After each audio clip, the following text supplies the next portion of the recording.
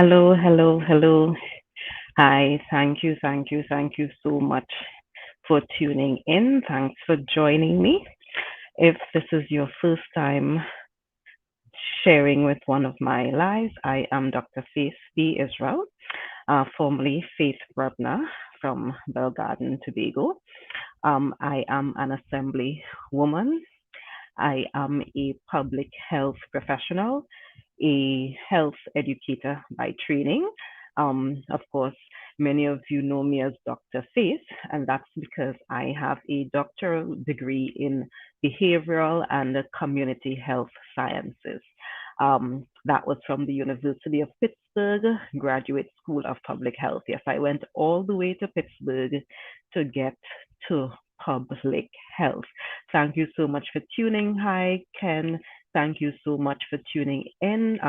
Just want to make sure everyone is hearing me. If you're hearing me well, just put a little note so that I know you're hearing me okay. Today, we are going to be talking about, as you could see, people living with HIV and the COVID-19 vaccines. Well, we'll talk about COVID-19 generally and specifically look at the COVID-19 vaccines when you treat with people who are living with HIV. Thanks for responding, Ken. Thank you so much. So again, thanks, Sheldon. Thank you so much. And as you're jumping in, please share the live. I'm sure there are other people who would benefit from this information. Good evening, Kendall, or good afternoon. What time is it? Yes, good afternoon. Good afternoon. Hi, Anne Marie. Thank you so much for jumping in. I mean, what else are we supposed to do today? We are all locked down. We are all this Father's Day, where we were hoping to have a little bit more freedom than we have now. But it's all part of the process. So I figured I would come on today, figured I would come on and chat with you a little bit about COVID-19 vaccines and people living with HIV specifically. All right. So, as you're jumping in, please share the live so that others who are with you, others who may be your friends or family, would be able to see the live and jump in as well. Hi, Trisha. Thank you so much. Thank you so much for jumping in. If you're on the live, say hello. Say hello. Let me know who is here. Say hello. Um, Tell me where you are coming in from. Tell me how you're enjoying your Father's Day. Yes, to the fathers that are on the live. And when I say fathers, I mean all of the biological fathers, the bonus fathers, I call stepdads the bonus dads, um, all of the brothers, uncles, cousins who are doing fatherly roles, all of the fathers who may have lost their children to whatever for whatever reason, however you may have lost, and for those of us who may have dads that are no longer with us, who've lost our dads, so today might not be such a great day. Happy Father's Day to all of you. Thanks, Sheldon. No problem. It's my pleasure. No problem. So today we're going to do this really, really quickly. Oh, Mount Grace. Oh, Felicia. Thank you for tuning in. Thank you for tuning in from Mount Grace. Nice, nice, nice. So the other thing that I wanted to tell you all really quickly is that if you have any questions, if you have any questions about COVID-19, if you have any questions about the COVID-19 vaccines, if you have any questions about living with HIV as it relates to COVID-19 or the COVID-19 vaccines, please write them in the comment section. Please write them in the comment section, and I will try to respond as best as I can in the comment section in while you are having the live. So please, please, please write them so that I could respond while we are still on. Okay, that's not a problem. Of course, if I can't answer the question, then I would let you know up front. I don't know the answer. I'll go research it. That's what I do. That's part of my training. All right.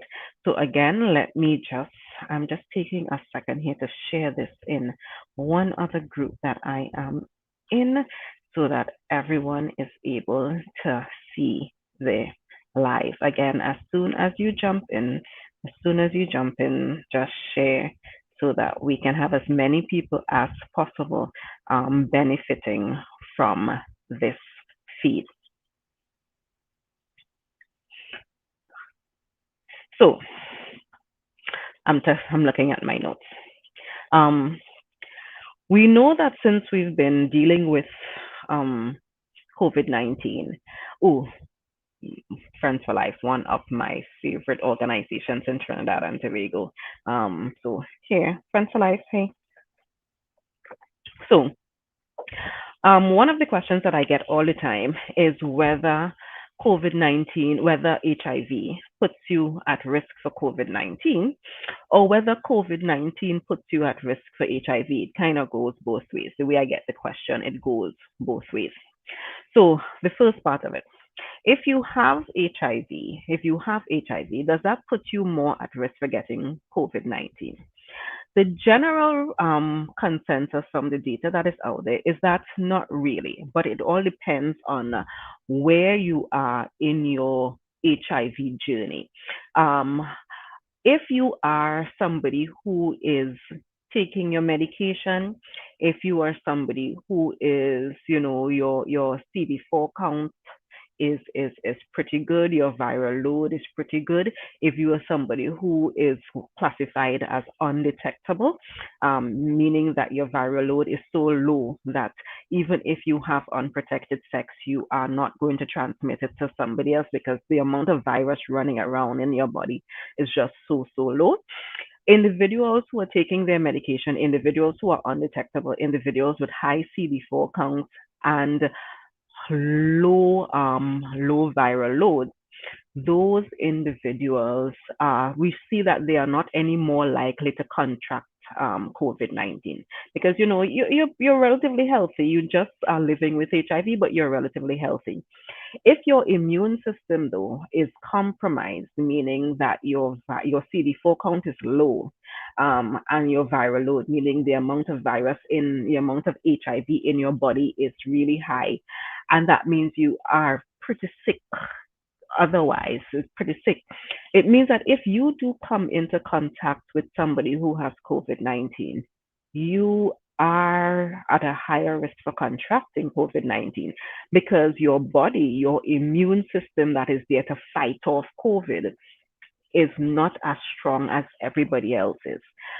So we've recognized that if you are living with HIV, but we're not able to manage your infection, your HIV infection well, then that may put you at a little higher risk for getting COVID-19. And if you do get a COVID-19 again, because your body is already because your body is already fighting, because your body already has a reduced level of immune response, then you may actually have a harder time fighting off COVID-19. So you may end up with very, very serious symptoms, and that may be really difficult for the doctors and the nurses and the other health professionals to help you survive.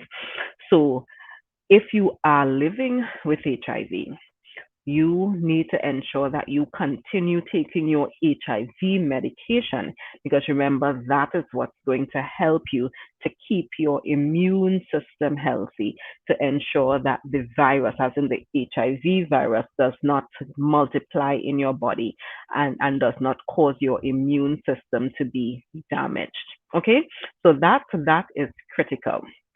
If you have COVID-19, then there are really no studies that are showing that if you have COVID-19, it makes you more likely to contract HIV. I'm not seeing that data anywhere. I'm not seeing that data anywhere right now. So um, that is not something that we are very, very concerned about right now, as in whether COVID-19 makes you more likely to get HIV. That we are not seeing anyway. Um, Again, as you are jumping in, please, please, please hit the like button on this Facebook Live and hit the share button so that other people who may be interested in this, um, they would get the information as well. So, um, another question that I always get, another question I always get is whether the COVID-19 vaccines in particular were tested on people living with HIV. Now, I am going to show you a little video that talks a little bit about the different COVID-19 vaccines. And one of the things that's important to note is that while the COVID-19s were being tested, and I'll just walk through a little bit what that process is while the COVID-19 vaccines were being tested. The process for testing COVID-19 vaccines is first, well, you have to figure out what COVID-19 was, and we had to figure out what the virus was. And very early 2020, we were able to figure out what the COVID-19 was and what the virus was, known as SARS-CoV-2. And that came from a body of coronaviruses that have been around for quite some time. These coronaviruses were part of what caused the SARS many years ago, MERS a couple of years ago. These are all coronaviruses that are out there. And SARS-CoV-2, which is the particular virus that causes COVID-19, that particular virus, we were able very, very quickly, because of the improvements in technology, because of the improvements in looking at genetic coding and that kind of thing, we were able very, very quickly to identify the genetic code of the virus. And that is what a lot of the vaccine companies, the pharmaceutical companies, then used to go out and then create the vaccines. Okay, so you have to go through the process, identifying what the virus is, identifying how it causes the disease, kind of thing, identifying the virus itself, meaning that it is SARS-CoV-2, this is genetic makeup. Then the companies have to go into a lab, basically, and then, put in different things. Let's say, well, okay, this is how we normally have vaccines. These are the vaccines we normally have. We've had vaccines for measles, we've had vaccines for mumps, we've had vaccines for yellow fever, we've had vaccines for polio, we've had vaccines, all of these things, whooping cough. Or believe me, if you've had a baby and you've taken your baby to clinic and they give the baby the injection and then you get an immunization card, it is because your baby was just vaccinated. You vaccinate so that the child is immunized. That is what we use to take the kids to primary school. Remember, when you are signing up your baby or signing up your toddler, signing up your young child to go to preschool or primary school, one of the first things they ask you for is your immunization card. And that is because they expect your children to be immunized. They expect your children to be vaccinated against these diseases so that your baby is not going to get sick. The same thing is what we are trying to do as it relates to COVID-19. So when we talk about vaccination, it's really another word for immunization. And we, Trinidad and Tobago, It has some of the highest rates of immunization in the world, and that is why we don't have to worry about polio. We don't have to worry about whooping cough. We don't have to worry about measles. We don't have to worry about any of those diseases anymore right now because we've done such a good job at vaccinating, immunizing our babies when they were little. So I'm going back to the COVID-19 now. When when so we've now discovered what the virus is. We've now looked at that. The companies have now gone into their labs and said, okay, we know how vaccines work. We've created vaccines before. Let us now just create a vaccine for COVID-19 specifically, right? When they do that, they put their chemicals together, put their things together, work in the lab, have the scientists come together and do all of that. And then we have to do what is known as clinical trials. Clinical trials. We have phase 1 of the clinical trials is when you look at a small group of people, usually about 20, 30 people, healthy people. Before you get to people, though, they usually have to test them on animals. So let's just add that that's a little step before you even get to testing these vaccines on people. When they test them on the 20, 30, 40, 50 people maximum in the first stage of the clinical trial. That is to see, okay, this is how the chemical we think is supposed to work. This is how the vaccine is supposed to work. Let's make sure it's working the way we think it's supposed to work. Let's make sure that these 20, 30, 40 people that we've just given the vaccine don't all drop down dead. That is one of the reasons they give them to such a small number of people. By the way, all of these people are volunteers. All of these people know what they're getting into. All of these people have willingly accepted to be a part of this research study. So they do it with these small groups of people, 30, 40 people, look at it, make sure everything looks safe, make sure it's doing what we think it should be doing, looking at all of those things. When it goes through that stage, it then goes to a larger group of people, which is usually hundreds of people. Phase 2 of the clinical trials, hundreds of people get into phase 2 of the clinical trials. Again, making sure that it's working the way it should, making sure that people are not getting sick from it, making sure that we identify what are the side effects, because we know these things cause side effects, but we want to document very quickly what are the side effects to make sure that they are not too serious, they're not anything that's going to harm us, they're not anything that's going to do too much damage, kind of thing. Making sure. So you do that with a couple thousand, with a couple hundred people, phase 2. Then we go to phase 3. And in phase 3 is where you test it on thousands, thousands of people. Phase 3 usually takes a couple months again, because again, you're testing it on thousands of people. You're looking at people who you gave the vaccine. You're looking at people who you did not give the vaccine. You look at them and see who got COVID. Basically, that is what a phase 3 clinical trials are. These COVID-19 vaccines, they talk about the fact that they have emergency use authorization. And that emergency use authorization means that they've gone through phase 1, phase 2, and they have gone through several months of phase 3, just to make sure that everything we thought was happening in phase 1, phase 2 is okay. We've started collecting data from phase 3, months of data from phase 3, but we are not waiting until we get to the end of phase 3, because we've recognized that we've collected enough data to show that it is working the way it should, to show that it is not causing any undue harm, to show that whatever are the side effects we thought we were going to see, those are the side effects that we're getting, but those are manageable.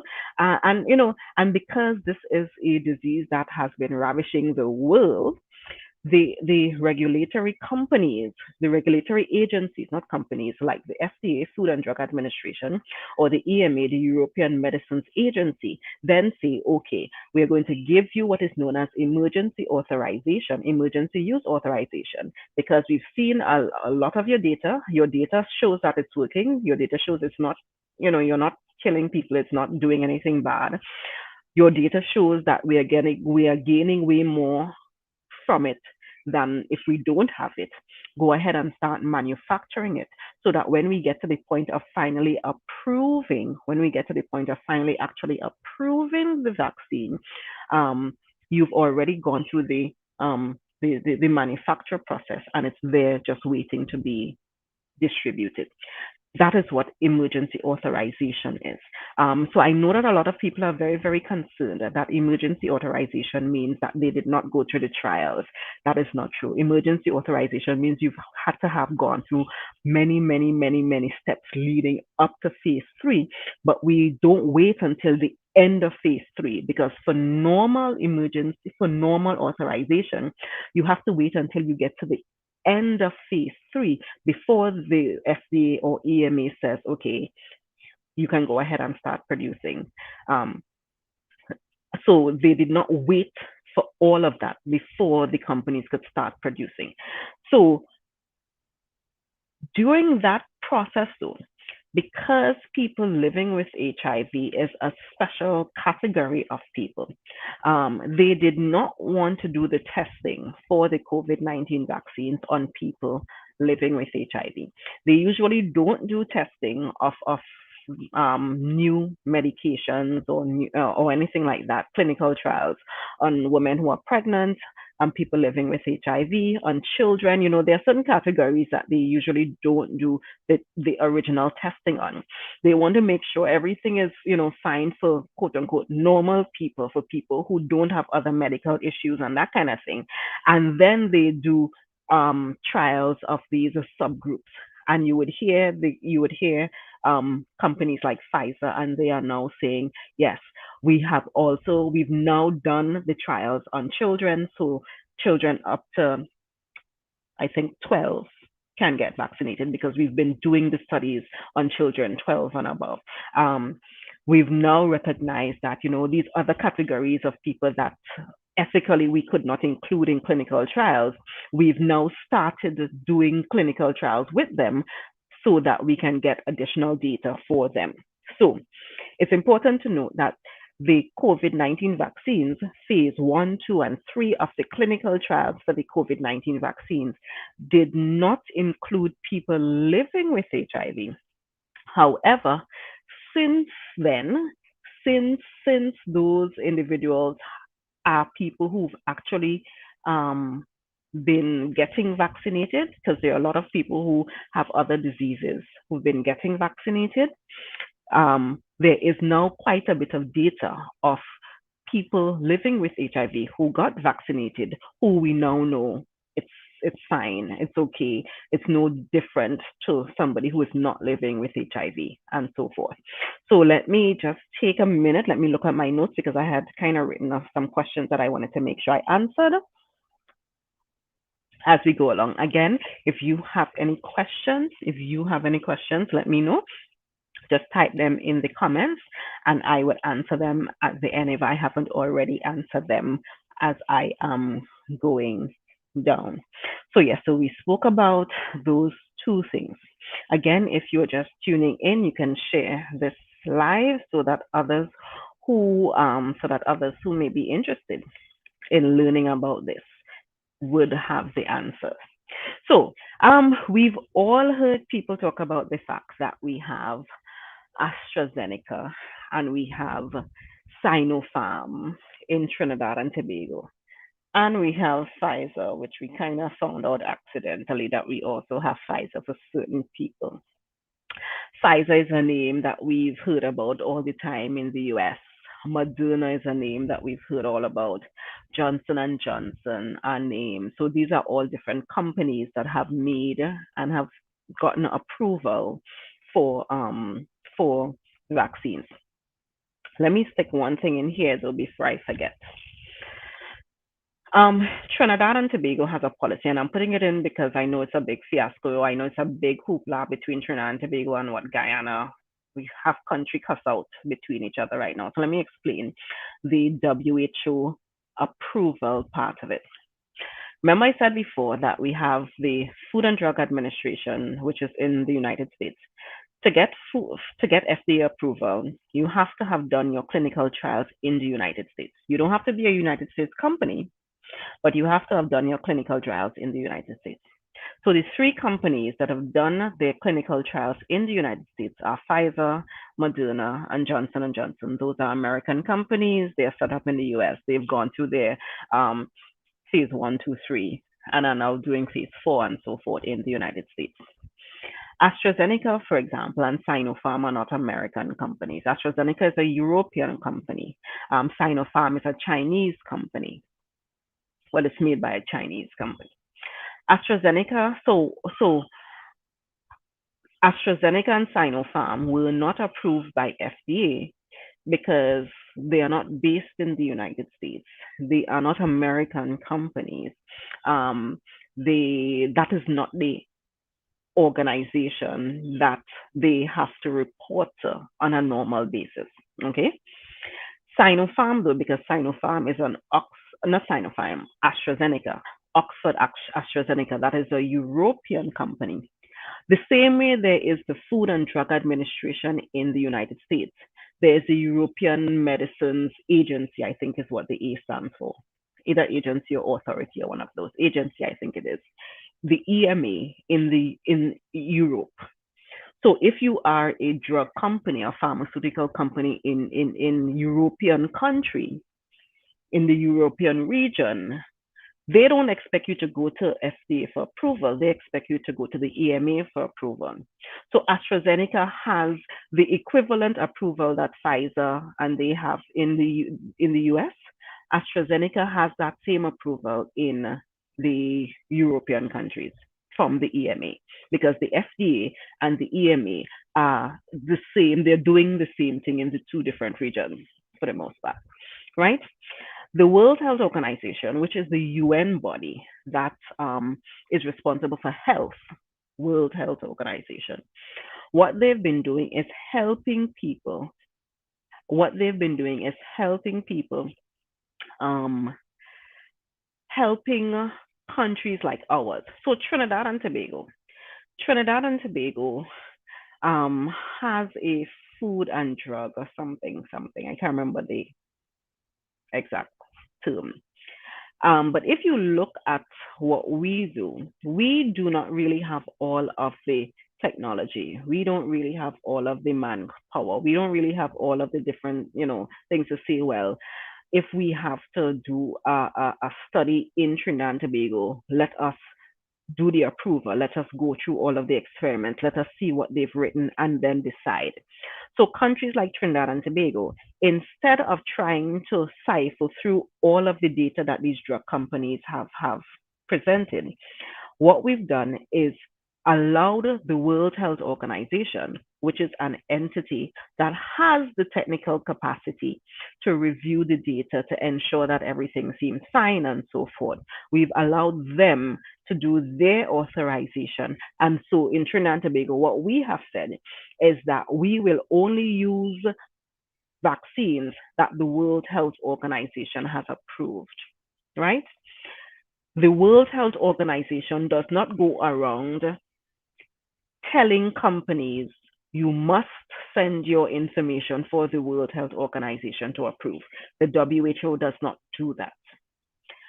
What the WHO has been doing is allowing companies to to send their information to the WHO. The WHO goes through the process and then the company gets or the vaccine gets approval. So the Russian vaccine, Sputnik, is a Russian vaccine. They have not gone to the WHO and said, WHO, here's our data. We want WHO approval. They have their own Russian regulatory body there doing their own experiments, looking at the data and so forth. They have their own approval in Russia.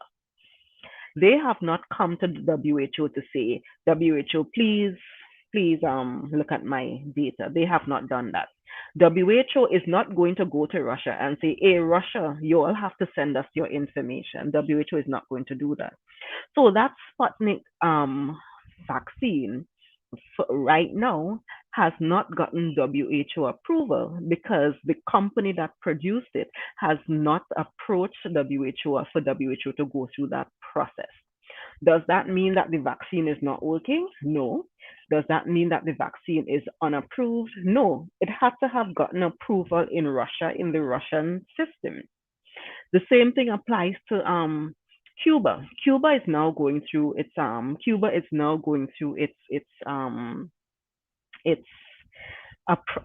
creation of the vaccines and its clinical trials and so forth. But that's Cuba. Cuba has its own regulatory system. The WHO is not going to say to Cuba, hey, you must send me your data so that I can approve you. No. So we may end up very shortly with Cuban vaccines that do not have WHO approval simply because Cuba and WHO don't have a kind of working relationship the same way US or France or China or Trinidad and Tobago have a working relationship. Does that mean that the Cuban vaccine will be unapproved?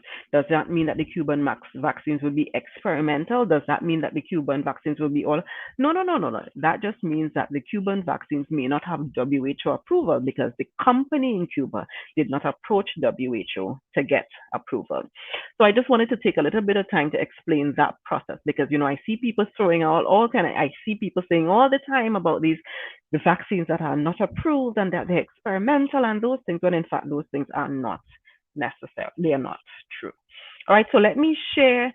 I wanted to let me share the this video which explains um, how the leading vaccines work. How the leading vaccines work.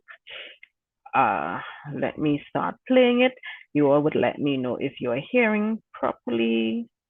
Given that I've covered vaccines for so many diseases for so long, I am incredibly reserved about the pace of progress. In February, when I learned what the disease really looked like in a large group of people, So tell me really quickly, were you guys hearing this gentleman speak? I'll wait until somebody types very quickly, yes, we're hearing, so that I know you are hearing me. Type real quickly so that I know you're hearing, and then we would go on with that. Hi everyone, thank you, thank you, thank you. Good day, Pearl. Thanks for joining. You're hearing? Yes, yes, yes. Good, good, good, good, good. Thank you all so much. So let me pull back up again and we could go ahead.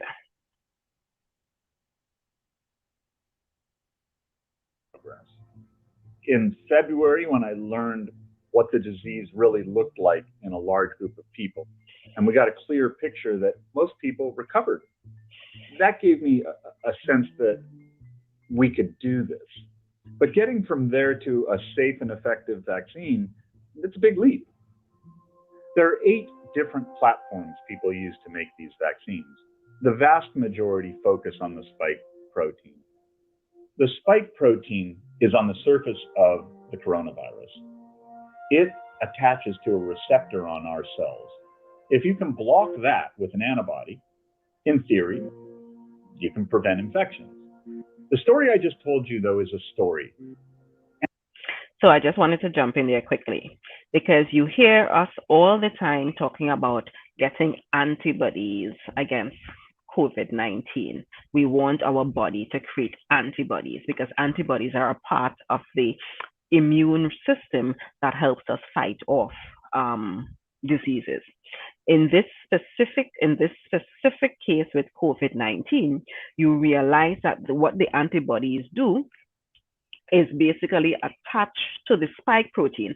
Spike protein is a type of protein that is sitting on the outside of the COVID-19 virus. And it is the spike protein that allows the COVID-19 virus to attach to our cells. See how your hands kind of could lock in and attach to your cells. And then when it attaches to your cells, then the information from the virus then goes into your body, goes into your cells, and then that causes it kind of tricks your cells into starting to multiply the virus. That's why we say, the virus multiplies inside of you. And when the virus multiplies inside of you, then it takes over. So in this particular case, the antibodies that we want your body to create are antibodies that attaches to the COVID-19 and therefore prevents it from doing that locking with your body. Okay, so that is what we are trying to happen in this situation. So let me pull this back just a little bit so that you hear that again, and then we continue. Of the coronavirus. It attaches to a receptor on our cells. If you can block that with an antibody, in theory, you can prevent infection. The story I just told you, though, is a story. Antibodies aren't the whole game. A lot of viruses get past antibodies and infect our cells and get inside, and vaccines still work. We have a whole arm of the immune system called T-cell immunity that can target and eliminate infected cells. Antibodies are made by B cells. T cells do the mop-up job when antibodies fail. T cells also are the conductors of the orchestra and tell B cells and these killer T cells when to go up, when to go down.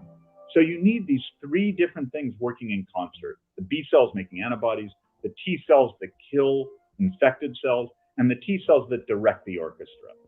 Vaccines aim to do all of that. The simplest idea is you take the gene, which is what mRNA is, of spike. So I'm stopping again really quickly so that you pay attention to the fact that we are now talking about the mRNA vaccines. And he gives examples. The Moderna and the Pfizer vaccines are mRNA vaccines. Those are the vaccines that are in the United States. Moderna and Pfizer vaccines. Okay, so let me pull back just a little bit. Idea is you take the gene, which is what mRNA is, of spike, and you wrap that up in some fat. It hopes to create antibodies against spike, but it also hopes to create T-cell immunity. You can take the gene and you can put it inside of a Trojan horse, inside of a different harmless virus, or you can make the whole virus and then you can. So let's go back again. So we spoke about the Moderna Pfizer, which uses the mRNA technology. He then speaks about the AstraZeneca and the Johnson & Johnson, the CanSino and the Gamaleya, I don't even know where that is able to basically use put the information in another virus and then put that in your body in another. It's an attenuated virus, meaning a virus that they've killed, or not a virus that they've killed, a virus that doesn't do any harm really to humans. So that is how the AstraZeneca vaccine work and the Johnson & Johnson vaccine. Inside of a different harmless virus, or you can make the whole virus and then you can chemically inactivate the whole virus. Take the whole virus or take the spike protein made in this big container. So let me just allow you to, because he's saying it really quickly.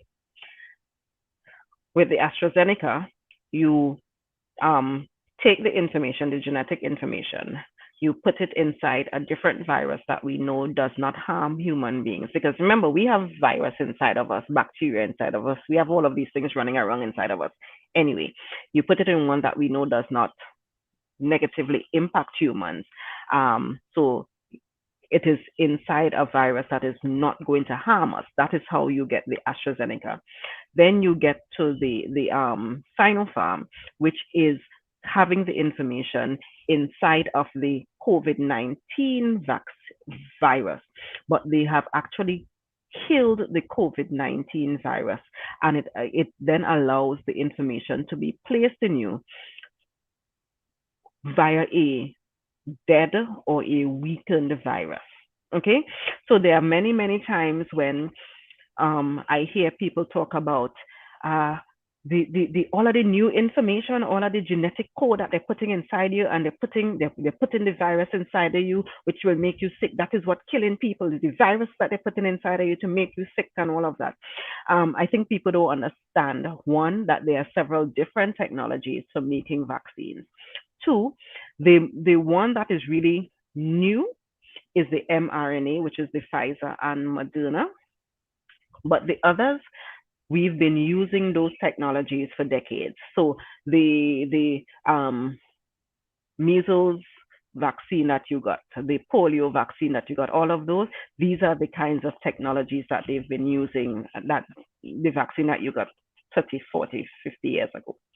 these are the technologies that they've been using. The only relatively new one is the mRNA, which is the Pfizer and the Moderna. So let me just pull back again and I'll let against you. spike, but it also hopes to create T cell immunity. You can take the gene and you can put it inside of a Trojan horse, inside of a different harmless virus, or you can make the whole virus and then you can chemically inactivate the whole virus. Take the whole virus or take the spike protein made in this big container, add some adjuvant to it that makes the immune system pay attention, and you can inject that. All of these different vaccines are working to some degree. There's also never been this much concentrated effort to understand why vaccines work.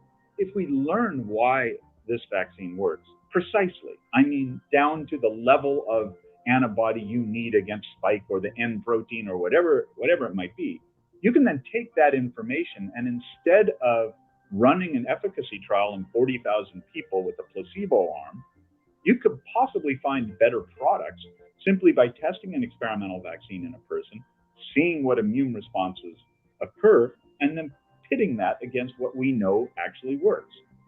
And that's So the reason I want to stop it, he goes on and he talks again about um he goes on and talks about different things that you can do and so forth, because what they've recognized is that because of the new technology, and I keep saying this, because we've had let's just not even think about medicine, let's think about other kinds of technology. The cars that they were creating 20 years ago, if you look at the cars that they are creating now in the world, these cars are very, very different to the cars that they were creating years ago. If you look at the washing machines that they were creating 10, 15 years ago, washing machines these days, I mean, I got a new washing machine and I couldn't even figure out how to turn it off because it was so high tech. I mean, there are washing machines that you could turn on and turn off with your cell phone. Um, when you look at all everything that we do, everything that we have now, the technology from 10, 15 years ago is different to the technology now because they've been improving on the technology. The same thing is happening with medicine.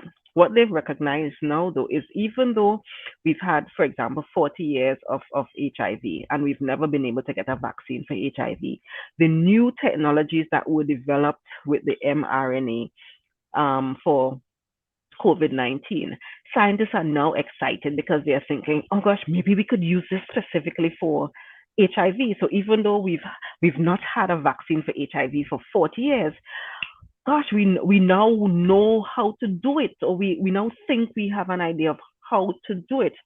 So again, goes back to ensuring that we understand that we have improvements in technology for everything else. So we are blessed to be in a time where we also have improvements in technology for vaccines, which is why what seems like such a short space of time, which is why stuff that had normally taken, 5 years to create before, we can now spend a good solid year and do it because the technology that was needed, like for 5 years ago, the information that they needed to get, it would have taken them months and months and months and months, maybe years to get the genetic makeup of the virus. We were able to get that within weeks of figuring out what the virus was. So the technology is what is helping us.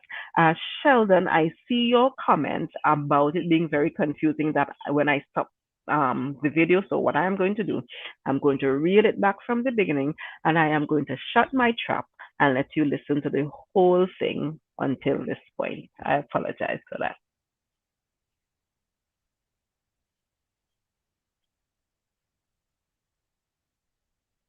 February when I learned what the disease really looked like in a large group of people. And we got a clear picture that most people recovered. That gave me a sense that we could do this. But getting from there to a safe and effective vaccine, it's a big leap. There are 8 different platforms people use to make these vaccines. The vast majority focus on the spike protein. The spike protein is on the surface of the coronavirus. It attaches to a receptor on our cells. If you can block that with an antibody, in theory, you can prevent infections. The story I just told you, though, is a story. Antibodies aren't the whole game. A lot of viruses get past antibodies and infect our cells and get inside, and vaccines still work. We have a whole arm of the immune system called T cell immunity that can target and eliminate infected cells. Antibodies are made by B cells. T cells do the mop up job when antibodies fail. T cells also are the conductors of the orchestra and tell B cells and these killer T cells when to go up, when to go down. So you need these three different things working in concert: the B cells making antibodies, the T cells that kill infected cells, and the T cells that direct the orchestra. Vaccines aim to do all of that. The simplest idea is you take the gene, which is what mRNA is, of spike, and you wrap that up in some fat. It hopes to create antibodies against spike, but it also hopes to create T cell immunity. You can take the gene and you can put it inside of a Trojan horse, inside of a different harmless virus. Or you can make the whole virus and then you can chemically inactivate the whole virus. Take the whole virus or take the spike protein made in this big container, add some adjuvant to it that makes the immune system pay attention, and you can inject that. All of these different vaccines are working to some degree. There's also never been this much concentrated effort to understand why vaccines work. If we learn why this vaccine works precisely, I mean down to the level of antibody you need against spike or the N protein or whatever it might be, you can then take that information and instead of running an efficacy trial in 40,000 people with a placebo arm, you could possibly find better products simply by testing an experimental vaccine in a person, seeing what immune responses occur, and then pitting that against what we know actually works. Okay, so I think I'm going to stop it there. Stop it there. I see, let's see here. So you're now even more confused. So let me try to explain. The point that he was making is that vaccine production is not just there's not just one way to make vaccines. There are, as he said, up to 8 ways with, of how vaccines are made in the world right now. What we have thus far is just 3 or 4 of those methods are being used right now for how vaccine to create the different vaccines. So Pfizer and Moderna, they use the mRNA methodology, where they have the genetic material, where the genetic material um, is able to, where they were able to find the genetic material of the spike protein. The spike protein is a little piece of the virus that is on the outside of the virus, and that is what basically attaches to our cells, right? So they were able to identify the genetic makeup of the spike protein, and they were able to then pull that out, pull out that little piece of information called mRNA, and then put the mRNA inside something and inside basically some fats, and then inject that into your body. So I use the example of the fact that um, my those of you who know me or know my parents know that they no longer live in our family home in Belgarden. They've built and they live somewhere else. But there are many times where a piece of mail, a letter, an invitation, or whatever, comes to the house and for them. And instead of me saying, okay, mom, here's a piece of mail for you, I'll just keep it for you. What she does, she says, you could open it and then read it for me and give me the information. So when I open it and read it, I am giving her the information. She doesn't have the actual piece of mail in her hand, but she has the pertinent information um, of what is in the mail, the invitation, whatever it is. The mRNA vaccines, the ones that are created by Pfizer and Moderna, They've been able to take out the pertinent information and basically put it inside something, put it inside a fat, a ball of fat in essence, and then inject the pertinent information with the ball of fat into you. When it is injected into you, your body then does not have to identify the vaccine, I mean identify the virus, figure out the genetic material, then start making the antibodies or anything like that. Your body already has the pertinent information. So it's then able to make the antibodies and to do other things to fight against it. That's one kind of virus, one kind of vaccine, I mean, the mRNA vaccine.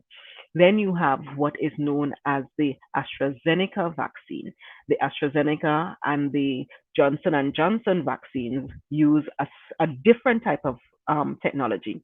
What they use is they are able to take the genetic material again from the from the virus. So you learn what the genetic material is from the COVID-19 virus. They put that information inside another virus that we know does not cause harm to human beings. I'm not sure if many of you know, but our bodies already have a whole lot of virus, a whole lot of bacteria, a whole lot of stuff inside of us. So they've picked one that already they know does not cause any harm to us. They've put that material, that information inside that virus and put that inside of us. That virus does not get us sick, but the body then responds by saying, hey, there's a virus. This virus has this information. Let me make antibodies and other things against this information that is in this virus that is not a harmful virus. So that's the AstraZeneca and the Johnson and Johnson. The third method that he outlined is what happens in the Sinopharm vaccine. For the Sinopharm vaccine, what they use is the COVID-19 virus. But instead of giving you the whole COVID-19 virus as it is, which can cause problems as we are seeing, what they've done is use a chemical to kill the parts of the COVID-19 virus that causes problems. And then they put that inside of us.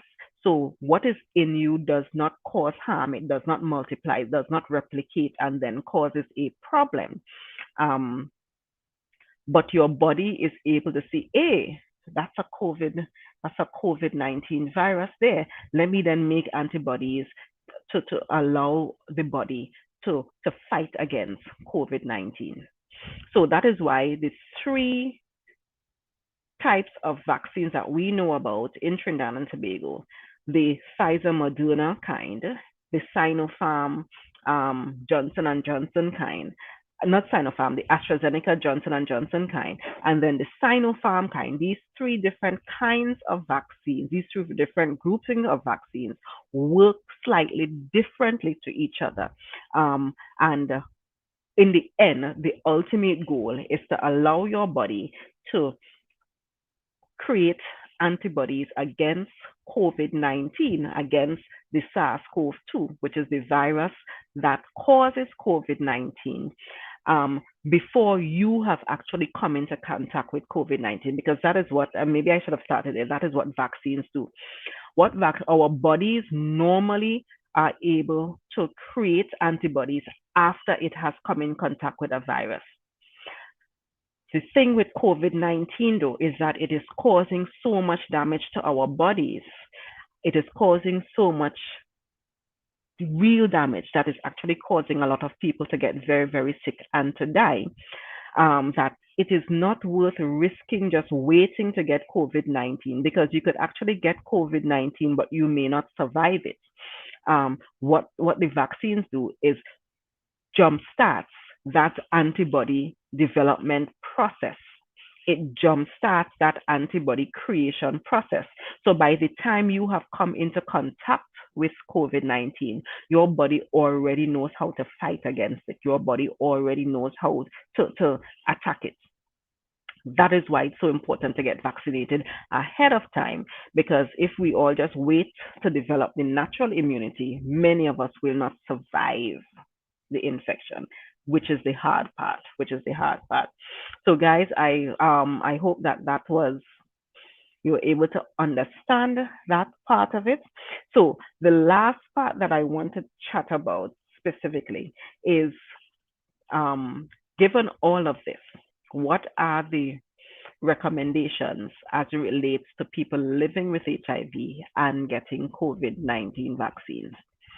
As I said at the beginning, if you are living with HIV, you're taking your medication, everything, and your immune response is fine and so forth.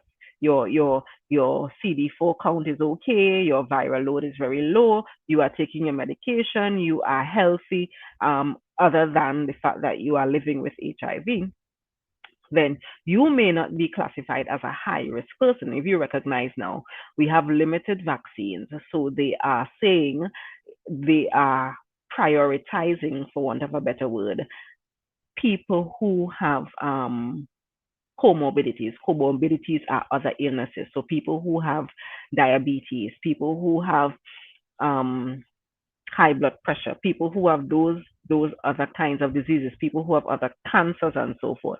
Because those people we recognize when those people get sick, that they get very, very sick with COVID-19. And in many instances, many of them don't survive. They don't survive. So those people are being prioritized. So if you have HIV, you are healthy, you are well, you are not in a high risk group of people, like you're not working in a medical facility, you're not working in tourism, you're not working as a police and so forth, then maybe you could wait to get vaccinated and allow somebody else to get vaccinated.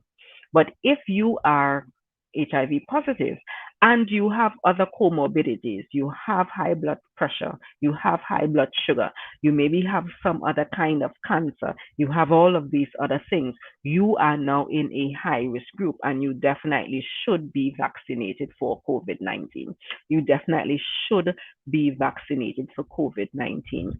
Um, Even though you were not, meaning people who were living with HIV were specifically not included in the clinical trials up front, what they've recognized now is that they've actually given COVID 19 vaccines to people living with HIV, and those people are not um, getting any additional side effects compared to other people. So the same thing that is happening with everybody else, the normal, everybody else who gets COVID-19 vaccines, the same thing is happening with somebody who may be HIV positive and gets a COVID-19 vaccine. So there is no additional risk to you to get the vaccine. So if it's available to you, definitely get your vaccine if you are living with HIV, particularly because the mechanisms that are used to create the vaccines are not going to put you at risk, at any additional risk for HIV. It's not going to put you at any additional risk for HIV. All right. So just wanted to throw that in. Just wanted to throw that in. I am seeing somebody actually sent me a question privately. So again, if you have other questions, please put them in the chat or you could message me privately. I'm seeing somebody's asking if people with HIV, if they have to be vaccinated, if they have to be vaccinated with the general population, or can they get the vaccines at the clinic they normally attend for confidentiality purposes? Um, and as it relates to that, in Trinidad and Tobago, the vaccines are not available in all clinics just yet. In Tobago, for example, the vaccines are only available at the Canaan, Scarborough, and Roxborough Health Center, and at Magdalena. So if you are in a clinic somewhere else, they don't have access to the vaccines right now for you to go to your regular clinic somewhere to get it.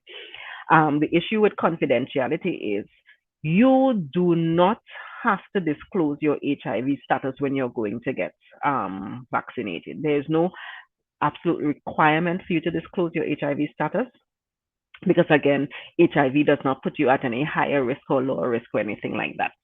The but but if you do disclose your HIV status, that should be kept in strictest confidence because remember, it's not like you're going and saying, "Hey, I'm here, I have HIV."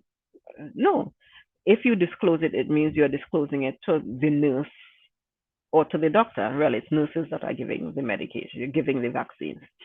So there's an expectation that even if you choose to disclose your HIV status, that that information is supposed to be kept in the strictest of confidence. Um, when you go to get your vaccine, there is a long questionnaire that they ask, where they ask, do you have this? Do you have that? Do you take any medication? And so forth. I would recommend that you are truthful when answering those questions. You should be truthful when you are answering those questions. Don't lie when you're answering those questions. But you need to also know that that information should be kept confidential because it's confidential. It's confidential medical information. Even if you are diabetic and it's written there, that's confidential medical information that they should not just disclose to other people. So it's important to know that is, there's an expectation of confidentiality. So are there any other questions? Let me see if I was sent any other questions privately. Um, somebody may want to know.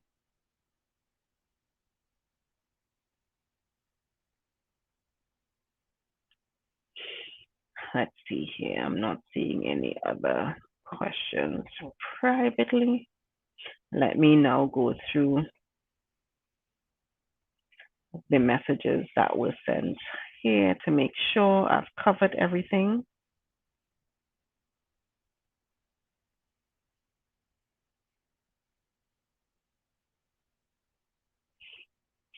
So, Sheldon, I am hoping that with the explanation about the clinical trials and going through that process, I was able to answer this question in terms of them being safe, and in terms of the time being so short, because it really did take the entire year. And because of the improved technology, we were able to learn a lot of the upfront information much faster. And the clinical trials part, phase one, phase two, and phase three. Phase three is the only part that may have been a little shorter, but they still had to do months of data collection and analysis in phase three. So that is why it took a year, because that really is the normal time for clinical trials to take. By the way, I think what people don't recognize is that this is actually the normal time it takes for drugs, medications to be approved. It's just that we are all now very aware of the information. We are all very much aware of what's happening out there. So we may not have even been paying attention before now to see how long a clinical trial normally takes. So it's not really much faster than normal. Hey, Big Daddy Kane. Big Daddy Kurt. Thank you for jumping in. Dave is saying, and this is important, one of the lessons learned from the CARICOM experience is that we should explore forming our own regulatory agency. Yes, I agree, because what we've recognized is that we have to rely on FDA, EMA, yes, MHRA. We have to rely WHO because we didn't really have our own here, and that's right. I think that CARPHA, which is the Caribbean Public Health Agency, which is now the public health agency for the entire Caribbean, the entire CARICOM, should probably look into adding regulation the way FDA does and so forth in what they do. That is critical. So it is a good lesson.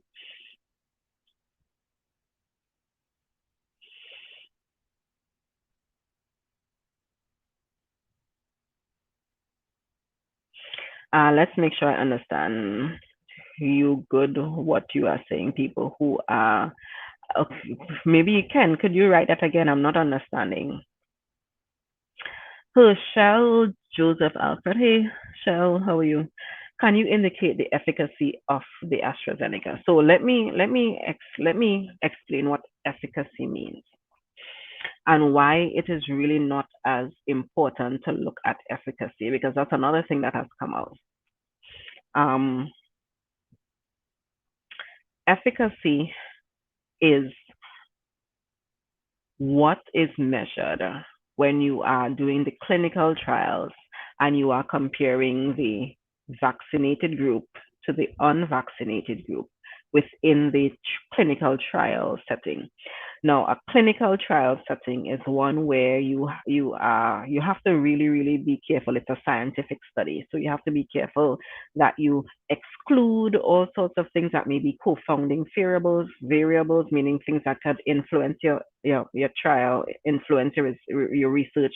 That's not part of what you are studying, and so forth. So when Pfizer says it has an efficacy of 90 something, and AstraZeneca says it has. No, the other thing, before I put it that way, the other thing you have to be conscious of is that these clinical trials for, the different companies did not happen in the same country, and it did not happen at the same time. So they studied on different populations. Some of them, the earlier ones that came out, were done on in the United States, for example, in areas where the rate of um, community spread, the rate of COVID-19 infection at that time was actually pretty low. So they may get like a 90 something efficacy compared to AstraZeneca, which I think has a, if I'm not mistaken, I could search it. Let me search it quickly. Probably a 70 something efficacy. But AstraZeneca, for example, was studied in the UK at a period where the infection rate was so high. Remember, there was a point where Italy was, practically everybody in Italy had COVID-19. So it was really, the infections were actually happening at a really high rate in those areas at the time. So even though you may see a difference in the efficacy as reported by the drug companies during their clinical studies, it is not fair to compare efficacy of one drug or one vaccine to the efficacy of another vaccine, because it is not comparing apples and apples. It's actually comparing apples and oranges, right? What we need to do, which is what they're doing now, is, given that they've started giving the vaccines, um, they are now looking at the effectiveness, meaning of the people who get vaccinated, how many of them actually got COVID-19. Now, it's important to note, though, this is something um, that is important to note, that they recognize that the way the so I'm reading here, AstraZeneca has about 70%, between 60 and 70% efficacy. Yeah. Yes. So the way these vaccines are working, though, you can get COVID-19 even after you've been vaccinated. And let me explain. For every vaccine, so this is not just COVID-19 vaccine. This is something that has been an issue all the time before.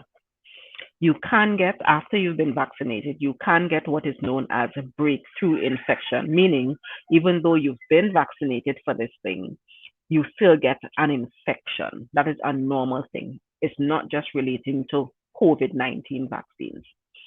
What they've recognized, though, and you see it already in the data coming out of UK, United States, Canada, all over the place, that even if somebody gets a breakthrough infection of COVID-19 after they've been vaccinated, and by the way, let me stick in right there, that to be classified as fully vaccinated, you needed to have gotten your 2 doses if you are taking Sinopharm or AstraZeneca, and you needed to have waited at least 2 weeks after your second dose to be classified as fully vaccinated, because that is the time it takes for your body to develop the antibodies and so forth, right?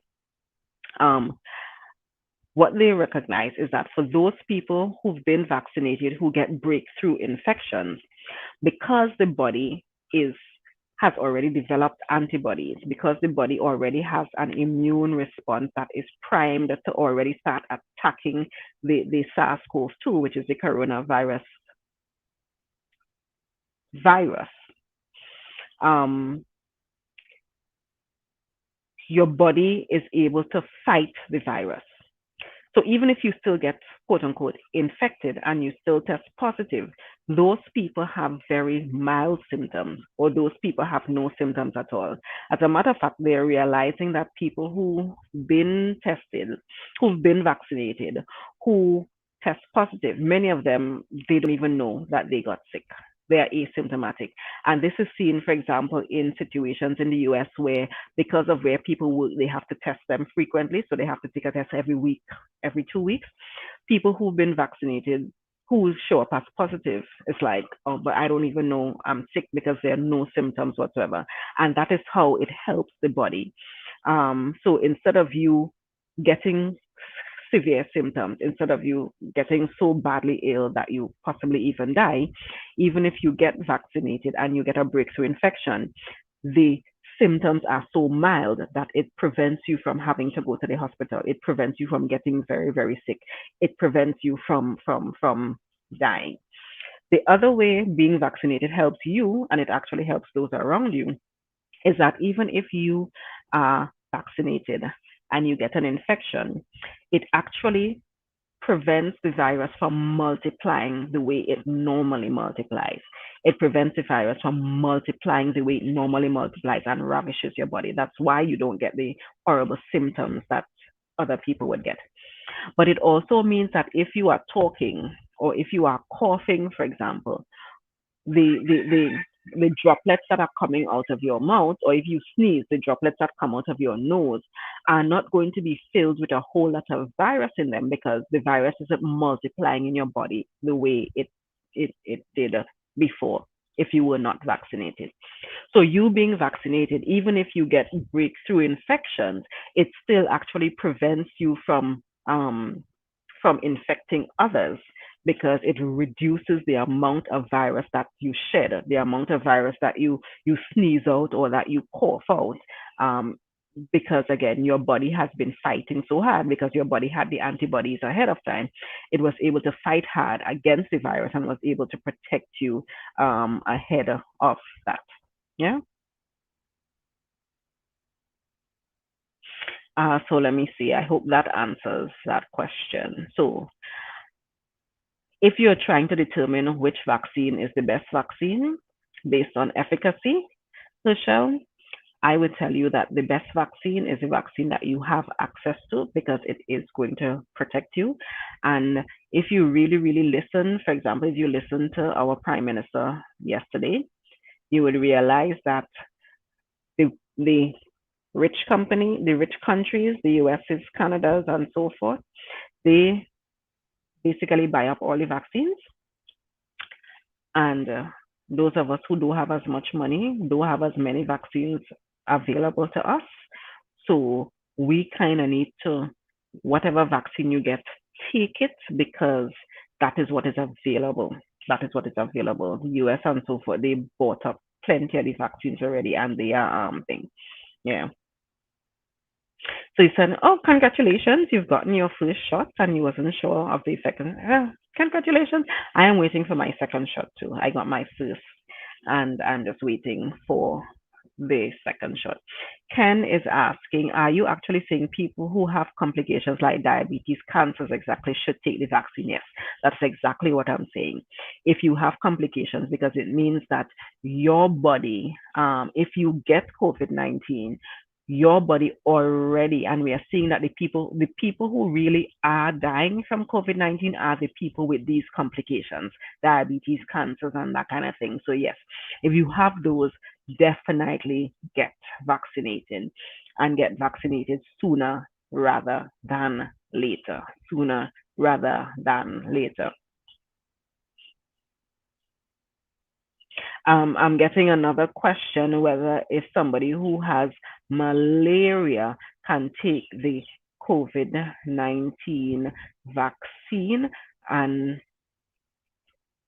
yes, malaria. I do not see any reason why somebody who has malaria cannot take the COVID-19 vaccine, but I would have to do some more research on that. I really can't think of any reason why that person should not take the COVID-19 vaccine, but I am going to do some more research on that and let you know. I'm going to do some more research on that and let you know to that person who messaged me privately on that. Um, are there any other questions before I jump out? While I'm waiting, giving you all time to read, let me just state that, of course, one of the things that I do is I am an assemblyman in the Tobago House of Assembly, and I have been trying my best to actually get people to help me provide support to my electoral district. And that includes helping me to get food support for people, helping me to get what do they call those? Appliances for people, that kind of thing. I got a request today for help with furniture because there was a family who is in need of housing and furniture and so forth. If you are outside of Trinidad and Tobago, and you have access to Cash App or GoFundMe, please consider donating, so that we could continue doing the work that we are doing. Please consider donating. Dr. Face B is the both tags. So if you are on GoFundMe, it's gofundme.com /F Dr. Fate B. If you are on Cash App, it is the $ Dr. Fate B, Dr. Fate B. So that's important there. If you're able to, if you know family members outside of Trinidad and Tobago who are able to donate, please let me know, because a US $100 may not mean a lot to somebody out there, but a US $100 is 2 to 3 food hampers here, and that could actually feed 2 to 3 families for a decent bit. Yeah. Ken is asking if your spouse takes the vaccine and you didn't take it, um, if it could get into your body via sex. No, there is no data that shows, because remember, the vaccine is working by causing your body to respond. It is not like the vaccine is not like the virus that can pass from one person, like HIV. HIV passes through sex. The virus HIV passes through sex. The vaccine is not like that. So it's not passing from one person to another person. It's not passing from one person to another person. So no. If your spouse gets the vaccine and you all have sex, you still have to go and get your own vaccine. Yeah. Nati is asking, what are your views on local cold remedies to combat the virus? Many persons are using these remedies locally, and I have no problem with local remedies. As a matter of fact, I think one of the reasons that I think that the Caribbean on a whole has been losing out on, because we have not been studying our local remedies, and we have not been studying how good they work. The trumpet bush and the fever grass and the sapodilla leaf and all of these things. Those things have chemicals when you brew them in to make teas and so forth. Those things have things that work. They work. So certainly, a lot of people have been using those remedies, those local natural herb remedies, and they have been working and continue. I think as a matter of fact, and it's one of the reasons why I would always plug for a University of Tobago, is because we should be studying these things the same way how there are companies out there studying creating a vaccine. We could be studying how to create a local vaccine, but we don't have any of our tertiary institutions who have, that kind of technology to say, well, yeah, if you're taking fever grass, this is how much fever grass you're taking because this is the chemical that is inside the fever grass that is causing it to help your fever. That is the kind of research I would love to see happen in Trinidad and Tobago. I would love to see that happen. That is the kind of research we need in Trinidad and Tobago so that we can then push our local remedies. I would love that. So, yeah, certainly if you are using local remedies, definitely keep using them. Of course, if water more than flour, meaning after you drink all your bush and whatnot, you're still home and can't breathe and your chest tight and all kind of story. That's your bottom dollar. You need to get up to the hospital. Get up to the hospital. But yeah, certainly I have no problem with that at all. We share the same views. Cool. But Dr. Sebi is known for using a lot of local remedies to cure or to help people. I don't know that some of the claims of curing were actually 100% cure, but certainly, yes, he is known or he was known for providing a lot of those kind of natural remedies. All right, guys. So if there are no other questions, I just wanted to take a little bit of time to thank you all for tuning in. If you know somebody else who could benefit from this little talk that we had today, please feel free to share the live with them. Feel free to share the live with them. As you are aware, this is coming from my Facebook page, Dr. Face B. So you can go ahead and like that page. You could go ahead and follow that page. There is a way for you to actually see when I go live. So you see information from me first kind of thing. You could go ahead and click on that because my aim is to continue doing these kinds of educational sessions so that people could learn as much as they can about these different things. If there are topics you want me to discuss, then please let me know, and I don't mind doing them for different topics and so forth. Let me know, and we would do them. We would do them as much as I can. All right, guys. Thank you so much for tuning in. Thank you for your questions. Thank you for your comments. Thank you, and have a blessed and safe afternoon. Remember, we're on lockdown. Stay inside. See you.